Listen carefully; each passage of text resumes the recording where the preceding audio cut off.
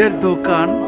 এটা আমার দেশি ভাই, বড় ভাই, খুব ভালো চকলেট আর চকলেট কি না আছে এখানে, সবই তো পাওয়া যাচ্ছে।